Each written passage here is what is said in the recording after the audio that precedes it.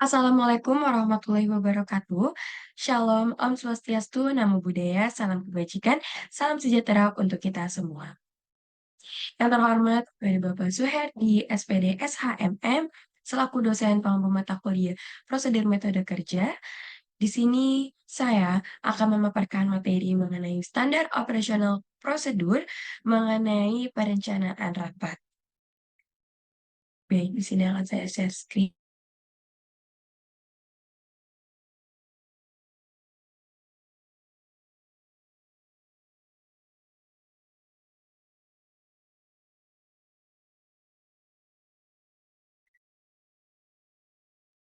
Pada kesempatan kali ini, saya akan memaparkan materi mengenai standar operasional prosedur perencanaan rapat. Sini izinkan saya untuk memperkenalkan diri saya. Perkenalkan, nama saya Nesa Wulan Rostiana dengan NIM 17124220045 dari Prodi D4 Administrasi Perkantoran Digital. Baik, sebelum saya membahas lebih dalam dan lebih lanjut mengenai SOP, di sini saya memaparkan mengenai daftar isi yang akan saya bahas. Yang pertama itu adalah latar belakang, lalu dilanjutkan dengan pengertian SOP atau standar operasional prosedur, lalu dilanjutkan dengan pentingnya SOP atau standar operasional prosedur, dan selanjutnya itu adalah contoh SOP perencanaan rapat. Baik, di sini saya membahas mengenai latar belakang gitu ya, latar belakang dari SOP ini. Jadi di dalam era globalisasi itu, perusahaan ini dituntut nih untuk menjalankan aktivitas operasional secara efektif untuk mempertahankan eksistensinya serta juga kualitasnya. Nah, kegagalan perusahaan itu biasanya seringkali disebabkan oleh kurangnya konsistensi dalam menjalankan operasionalnya yang mungkin disebabkan oleh keterbatasan dalam mengelola kegiatan usaha. Nah, oleh karena itu, dalam konteks ini, saya membahas SOP, yang dimana ini menjadi sebuah panduan yang mempermudah proses kerja dari awal hingga akhir. Nah, selain itu juga SOP ini bisa menjadi instrumen untuk memastikan bahwa proses produksi ini berjalan dengan efektif dan sesuai dengan standar yang telah ditetapkan. Nah, dengan adanya SOP, perusahaan ini juga dapat memastikan nih bahwa proses produksi berjalan dengan baik, menghindari kesalahan, dan meningkatkan kualitas produk yang dihasilkan. Baik, selanjutnya adalah pengertian SOP atau standar operasional prosedur, yang di mana di sini saya mengambil dari tokoh ahli Sailendra tahun 2015, di mana menyatakan bahwa standar operasional prosedur itu merupakan sebuah panduan yang bertujuan memastikan pekerjaan dan juga kegiatan operasional organisasi atau perusahaan ini berjalan dengan lancar. Nah, bisa disimpulkan bahwa jadi SOP ini adalah suatu pedoman yang berisi mengenai tahapan, langkah-langkah, serta juga prosedur operasional yang menjadi standar yang ada dalam suatu organisasi ataupun perusahaan, seperti itu. Lalu, apa aja sih pentingnya dari SOP ini? Atau kenapa SOP ini penting untuk suatu perusahaan dan juga untuk suatu organisasi, seperti itu? Baik, yang pertama itu, memberikan efisiensi.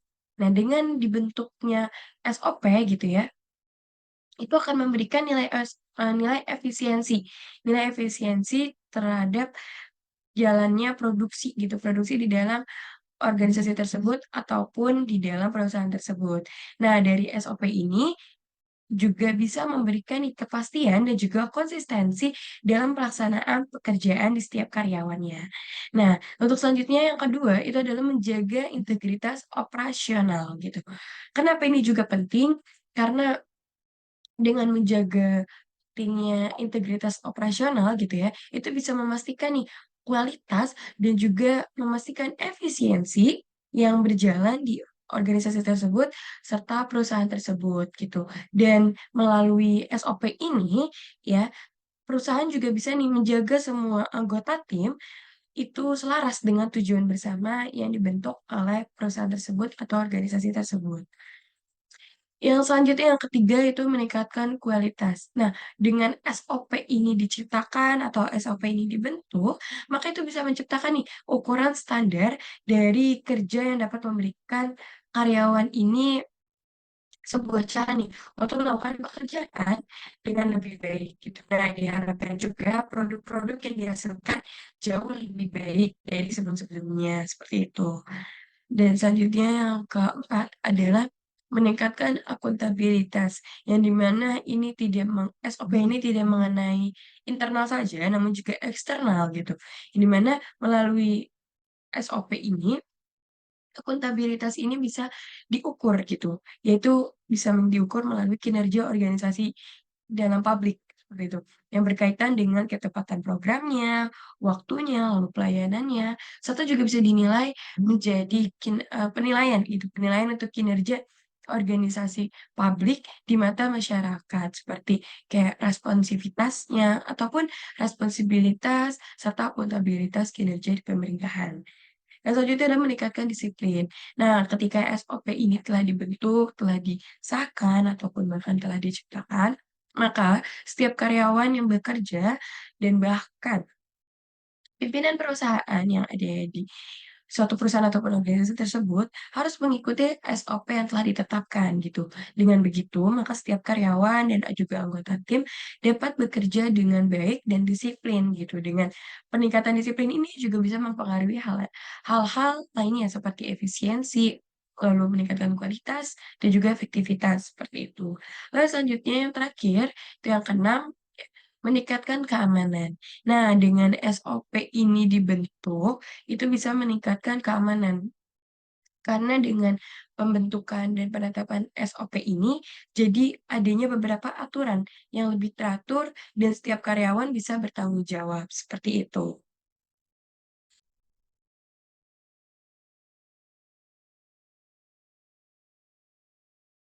Baik, selanjutnya ini adalah contoh dalam SOP perencanaan rapat, yang di mana di sini saya menggunakan perencanaan rapat pada pimpinan Universitas Pajajaran.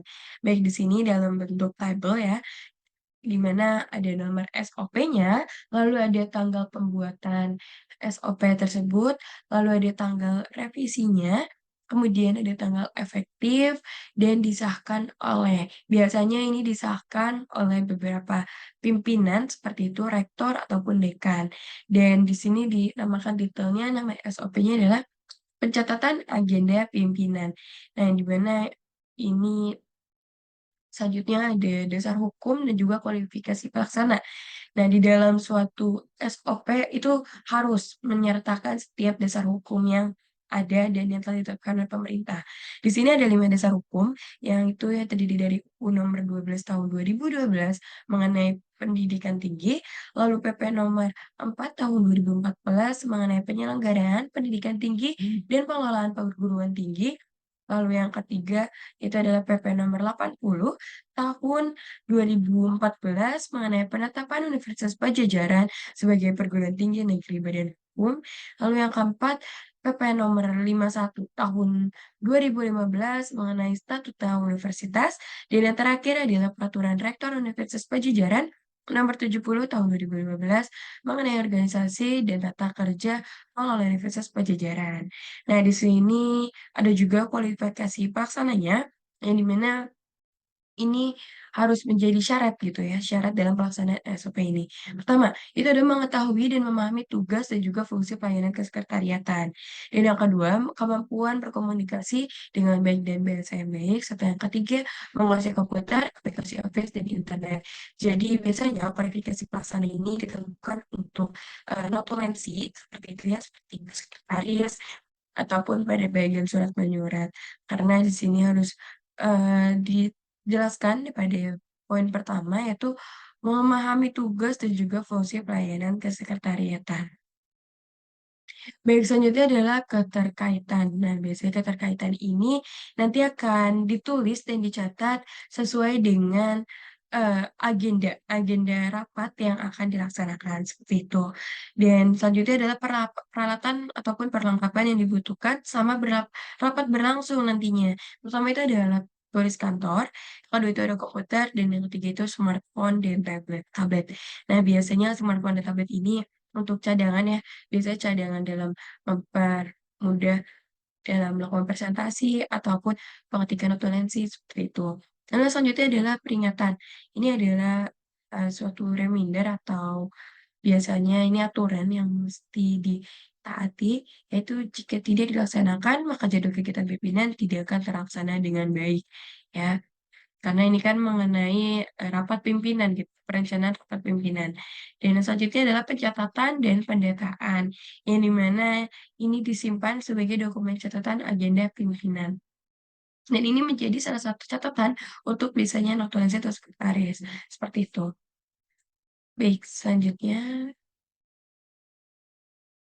selanjutnya di sini adalah skema bagian dari SOP di tadi rapat pimpinan, Universitas Pajajaran. Yang di mana kegiatan pertama ini dilaksanakan oleh staf gitu ya, yang di mana staf ini melakukan penyiapan rencana kegiatan pimpinan sesuai surat masuk atau disposisi atau permintaan pimpinan yang menyerahkan kepada Kasubag untuk diperiksa. Nah, lalu nantinya setelah staf ini menyiapkan rencana kegiatan ini, dioperlah ke Kasubag gitu ya.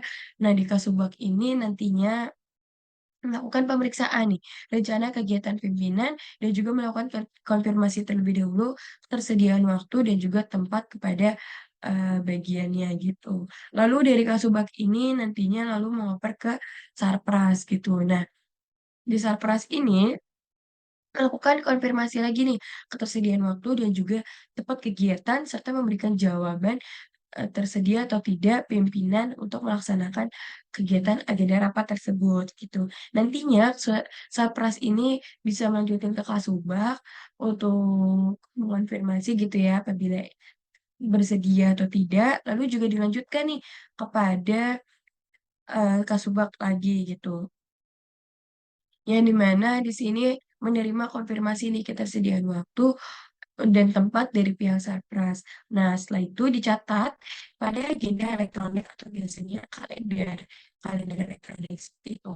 Lalu dari Kasubag meneruskan kembali ke staf, di mana di sini staf mencatat agenda kegiatan pimpinan ke dalam kalender elektronik.